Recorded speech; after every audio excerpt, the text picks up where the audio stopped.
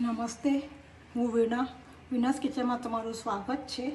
આજે આપણે કાચી કેરીનું વઘારું બનાવીશું, જે ઓછી સામગ્રી અને ઓછા ટાઈમમાં થઈ જાય છે, લગભગ 20 મિનિટ, અને આખું વરસ બગડતું નથી.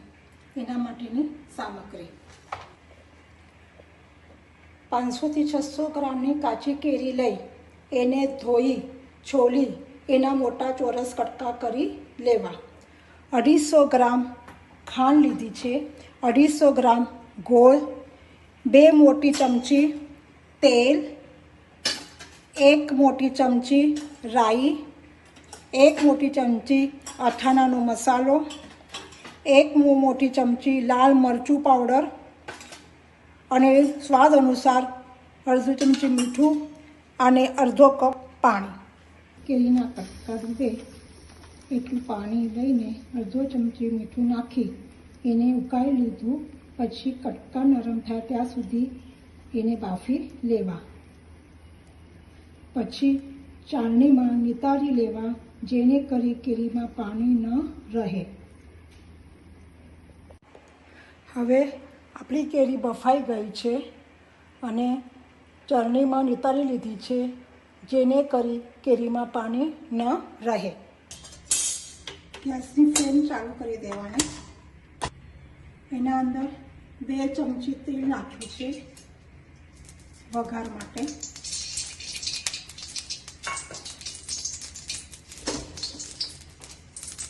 તેલ બરાબર ગરમ થઈ જાય એટલે રાઈ નાખીશું. અડધો કપ પાણી નાખી ઢાંકણ ઢાંકી દેવાનું, જેથી કરે વઘાર ઉડે નહીં. ઢાંકણ કાઢી લેવું. પછી એના અંદર ગોળ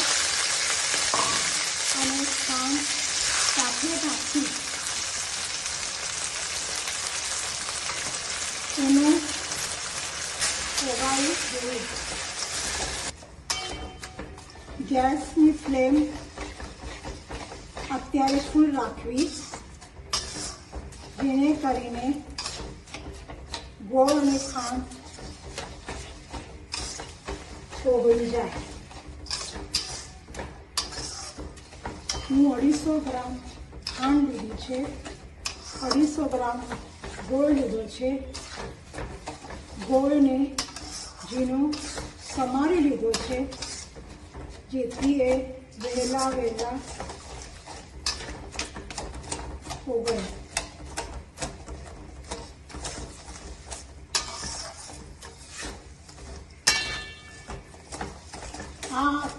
આ વઘાર્યું ઓફિસમાં, ટિફિનમાં બાળકોને બધાને જ આપી શકો છો.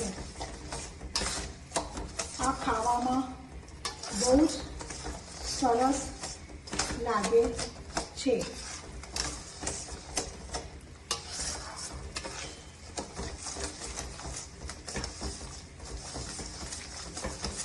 ખાંડ અને ગોળ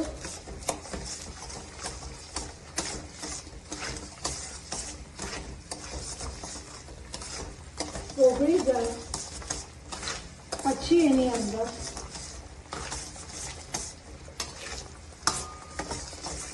મીઠું, અથાણાનો મસાલો અને મરચું નાખી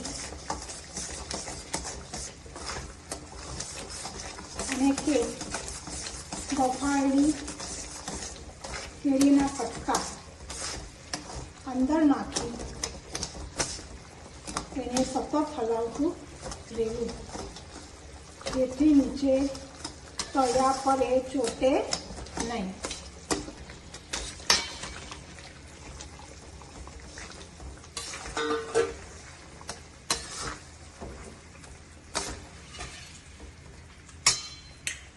હું આના અંદર 1 ચમચી જેટલું મીઠું નાખ્યું છે.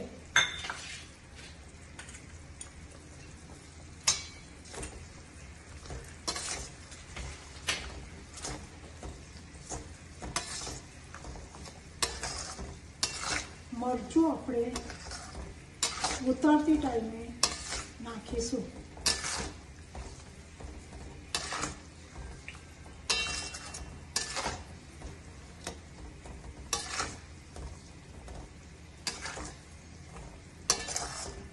જ્યાં સુધી ઘટ ના થાય ત્યાં સુધી હલાવતું રહેવું, જેથી કરી એ નીચે ચોટે નહીં. ઢાંકવાનું નથી. આ ઘટ્ટ થાય પછી ગેસની ફ્લેમ બંધ કરવી.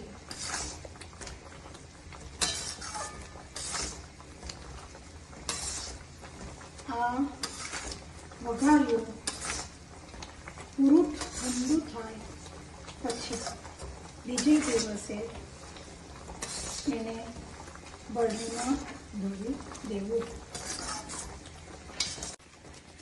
હવે આપણે વઘાર્યું લગભગ થઈ ગયું છે, ઘટ્ટ થઈ ગયું છે.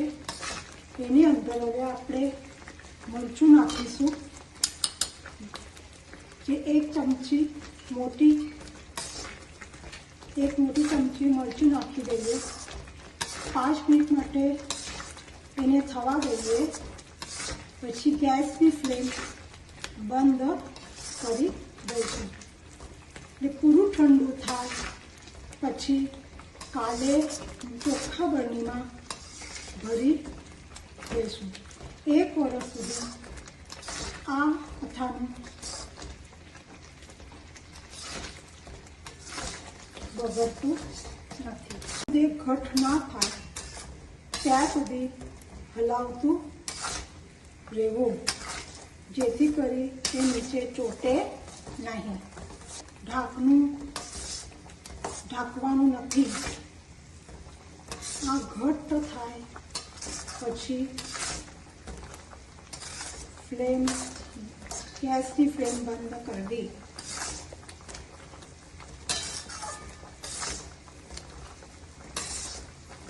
આ વઘાર્યું પૂરું ઠંડુ થાય પછી બીજે દિવસે એને બરણીમાં ભરી દેવું. હવે આપણે વઘાર્યું લગભગ થઈ ગયું છે, ઘટ્ટ થઈ ગયું છે. એની અંદર હવે આપણે મરચું નાખીશું. જે એક મોટી ચમચી મરચું નાખી દઈએ. 5 મિનિટ માટે એને થવા દઈએ. પછી ગેસની ફ્લેમ બંધ કરી દઈશું. એટલે પૂરું ઠંડુ થાય પછી કાલે ચોખ્ખા બરણીમાં ભરી દઈશું. 1 વર્ષ સુધી આ અથાણું બગડતું નથી. તમે જોઈ શકો છો કે કેટલું ઘટ્ટ થઈ ગયું છે. જેવી રીતે ઠંડુ થશે તેવી રીતે વધારે પડતું એ ઘટ્ટ થઈ જશે. ખાવામાં બહુ સ્વાદિષ્ટ લાગે છે. તમને આ રેસીપી ગમી હોય તો લાઈક, શેર, સબસ્ક્રાઈબ કરો અને બેલ આઇકોનને પ્રેસ કરો, જેથી હું તમને નવા વિડીયો તમને મળતા રહે.